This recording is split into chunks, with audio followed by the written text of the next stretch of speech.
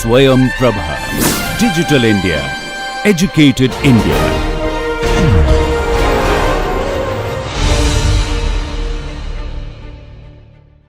Hello learners, welcome back to the course of microeconomics and its applications. I hope you must be having a nice time understanding the various concepts of microeconomics. As you know, we are discussing right now the unit 5 of this course, which is talking about various kinds of market structure. In the first lecture of unit 5, we had discussed what is perfect competition. And today is the second lecture where we will be moving forward with another type of market structure. And I am Dr. Aparna Samudra, the course coordinator as well as the presenter of this lecture. So learners, just let's have a look at what are going to be the learning objectives of this particular lecture. First, we will be understanding a new type of market structure that is called as monopoly. So we will be understanding that what are the features of monopoly, and thereafter we will also derive and understand the short run and long run profit maximization of a monopolist. We will also be then talking about how your monopoly is different from perfect competition in the next lecture. Okay, but this particular lecture we will be focusing on what are the features of monopoly and then how a monopolist determines its profit maximizing output as well as the price in short run as well as long run. So let us first see that what is a monopoly. As you know, the name mono means single. So when there is a single seller in the market, but there are large number of buyers and the people who are and the other people who are selling these products do not have the close substitute for the product which this person is selling or this seller is selling, that we call as monopoly. So what is a monopoly? We say monopoly is a market structure where there is a single seller and large number of buyers, and this particular seller is selling something that has no close substitutes. And also there are very high entry and exit barriers into this particular industry.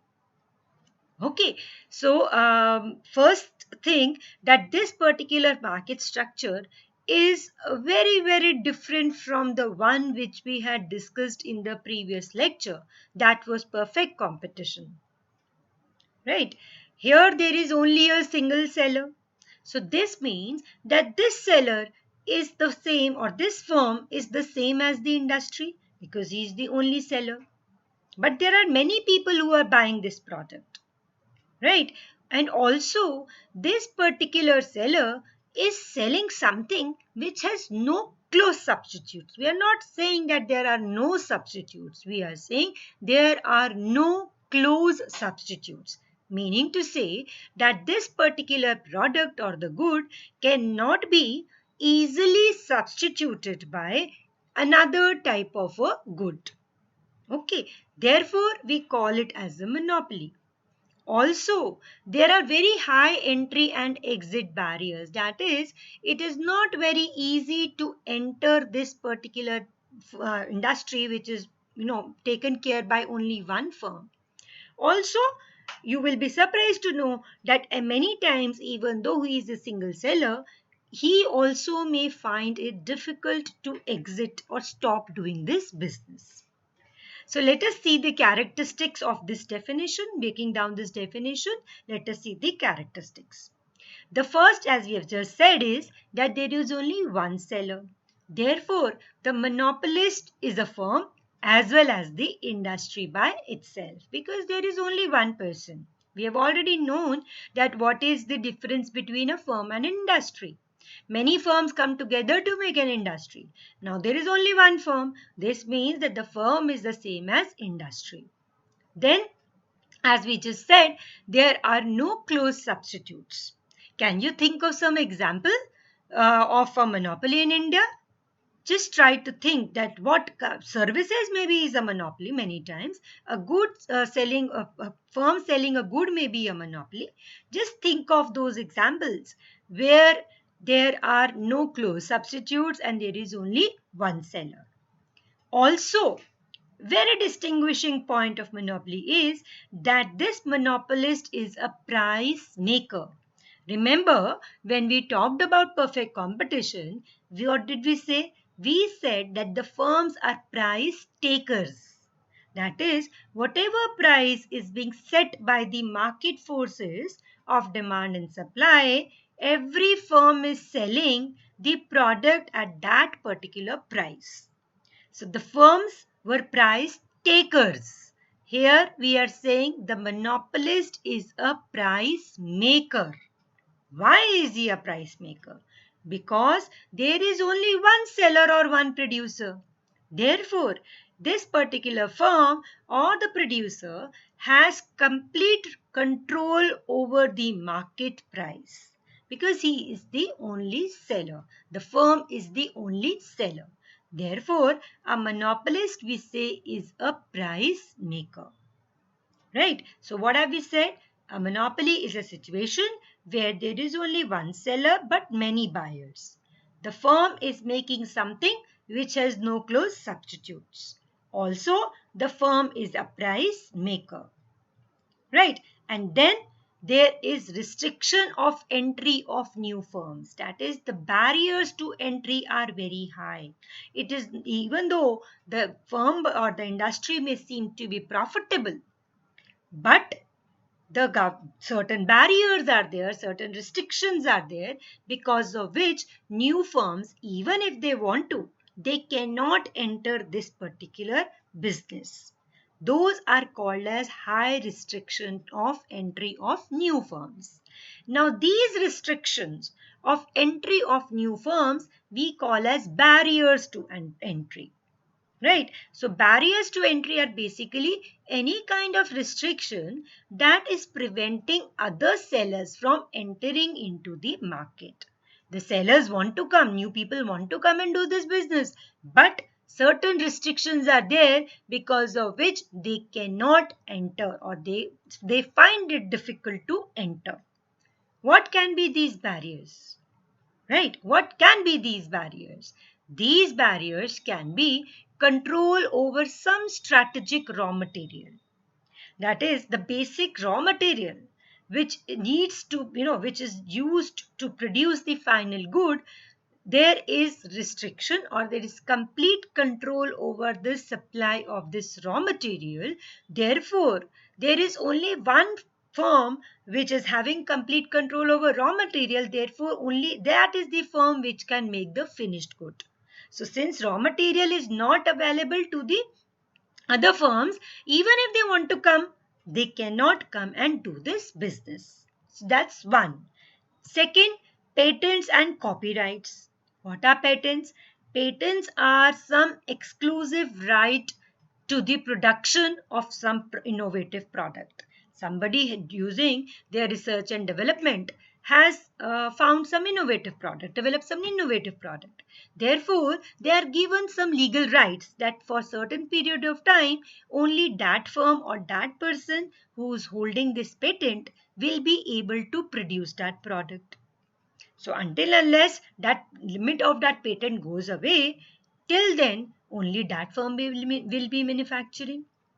To give you an example, when we had this unfortunate situation of the pandemic, and then when the vaccine was developed by certain firms, certain pharmaceutical companies, then the WHO, the World Health Organization, and many developing nations or poor nations have come up and said that patent should be removed for this vaccine development, because this vaccine should be available to everybody. It should not be that only the inventor should keep the patent of that particular vaccine, because it may deprive them, other people who may not be able to afford it.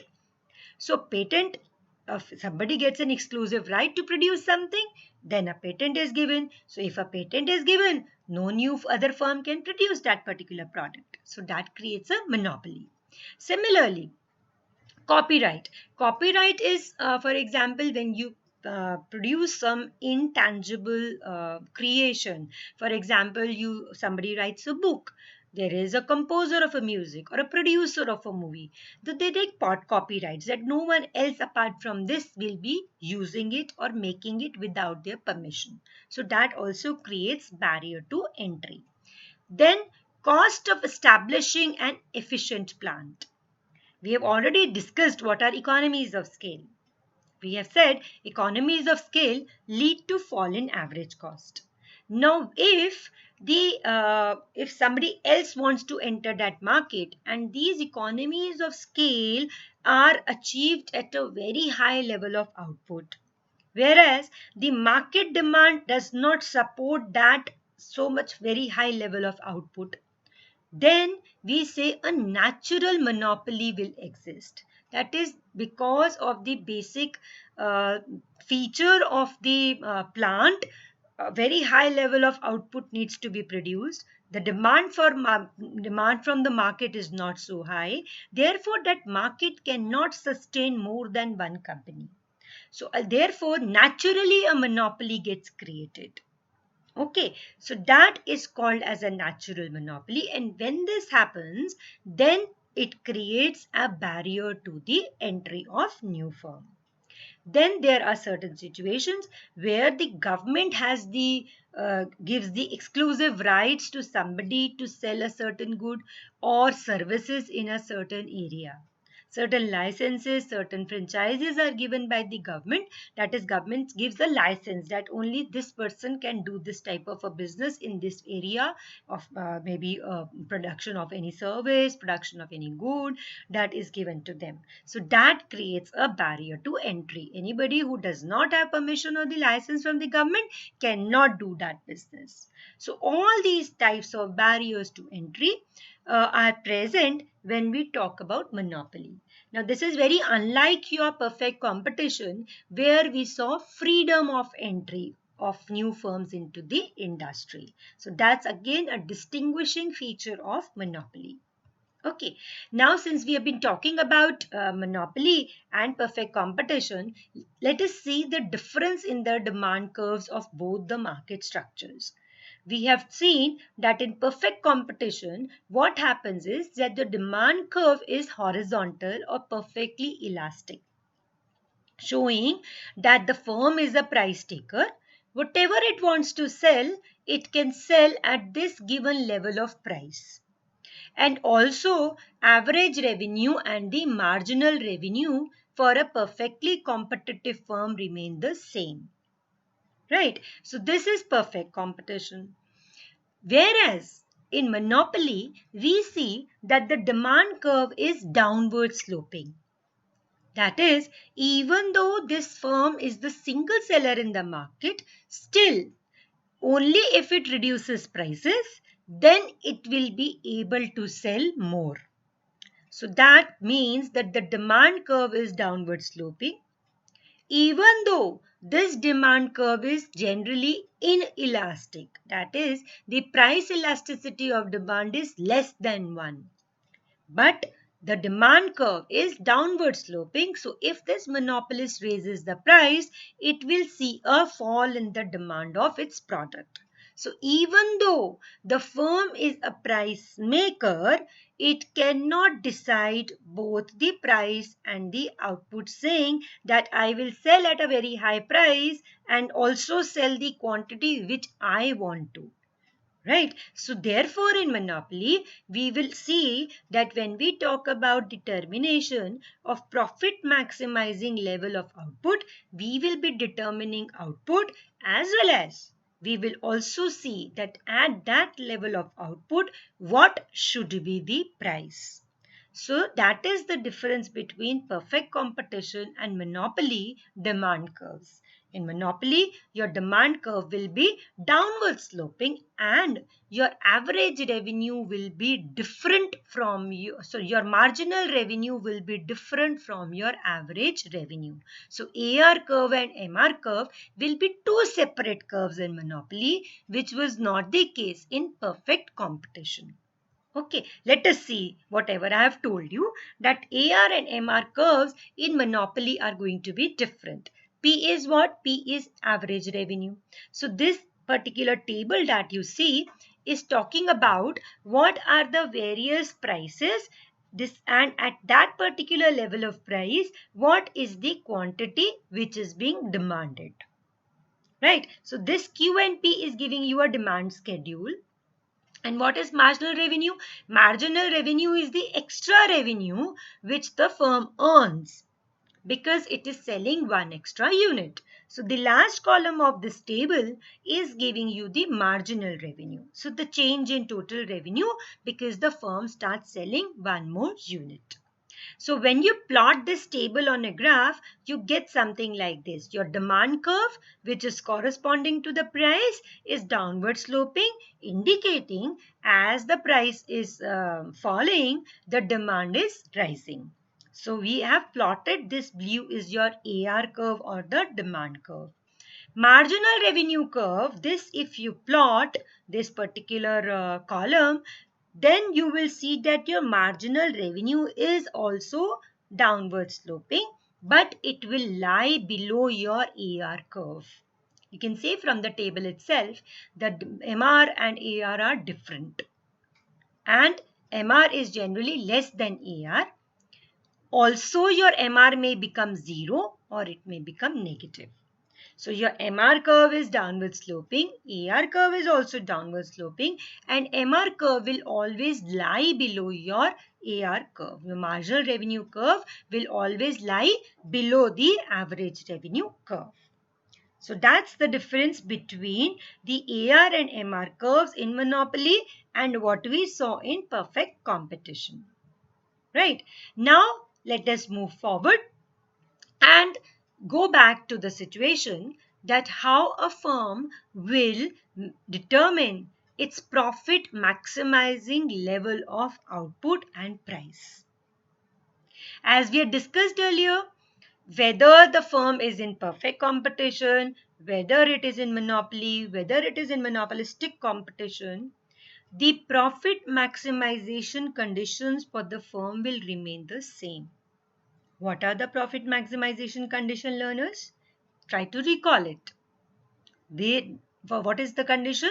The first condition is that the marginal revenue should be equal to the marginal cost. Okay, so a monopolist is going to maximize profits by producing the quantity where its marginal revenue becomes equal to the marginal cost. MR is equal to MC. Right.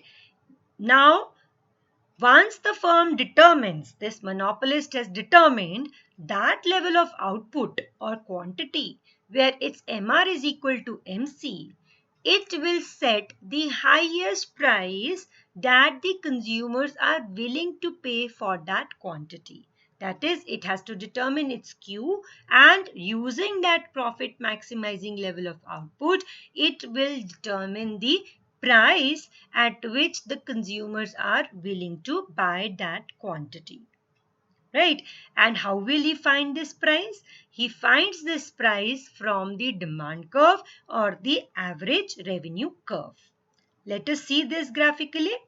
This is D, this orange curve is your demand curve or average revenue curve.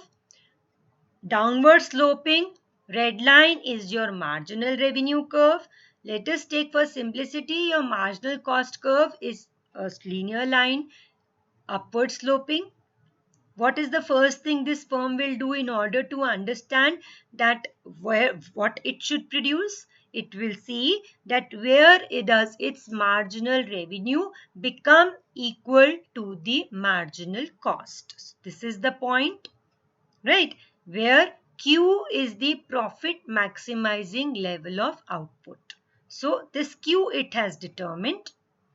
right? Now it has to determine the price. That what price? What is the price which the consumers are willing to pay to buy this Q level of output? For that, it will take this line and see where does it meet the demand curve. Right? So it will find the price from the demand curve at this level of Q. So what is the price? This point, this Q line, this Q level of output is touching your demand curve at this point D, and you get the price P. So the firm will charge P price for Q level of output. Right? What did we do in perfect competition? We never bothered to find this P. Why? Because P was already given to you. But here, we not only have to determine the profit maximizing level of output, from this level of output, we have to determine the price at which the consumers or the buyers are going to buy this level of output. Okay, so now when we talk about short run, equilibrium, that is, once we know that how do we find the equilibrium, in short run the monopolist may earn economic profits, normal profits, or may suffer a loss as well.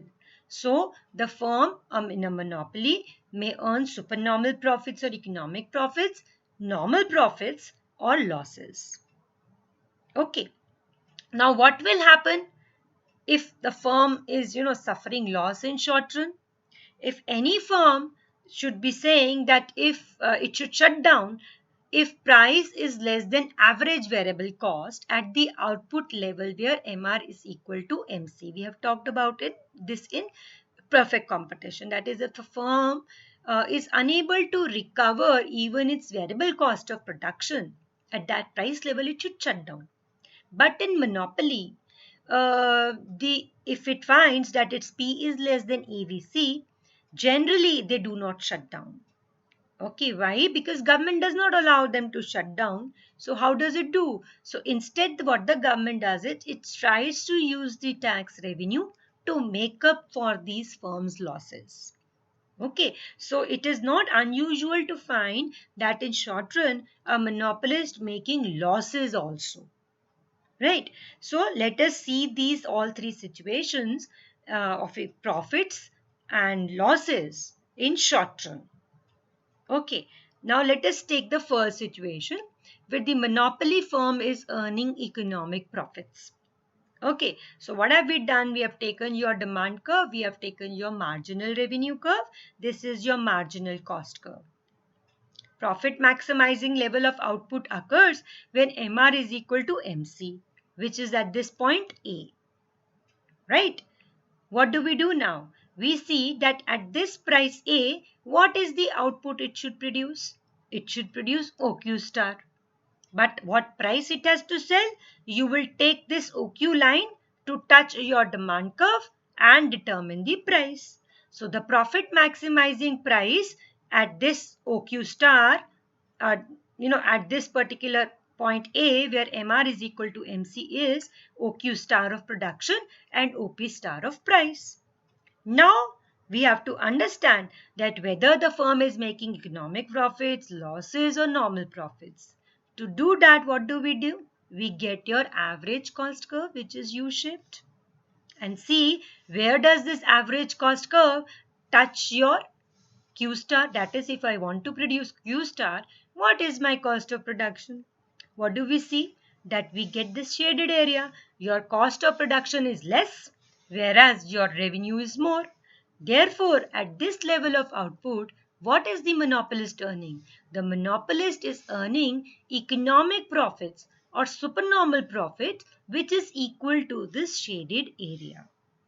Okay, so economic profits or normal profits are there when the firm monopolist is having greater total revenue and lesser total cost. So when TR is greater than TC, the firm or the monopolist will be earning an economic profit. Second situation is when the firm is breaking even. Breaking even means the firm is earning normal profit. So again the same thing, we will see the point where MR is equal to MC. Then we will find what is the level of output it should produce and at what price it should sell. So OQ star, Q star and P star will give you price and profit maximizing output. Then we see that what is our cost of production. For that we are seeing what is your average cost curve. Now here you see the difference between the first screen that we showed of your supernormal profits. Average cost curve was below your average revenue curve. Now the average cost curve is getting tangent to your average revenue curve. So what is the cost of production? Cost of production is the same as the revenue.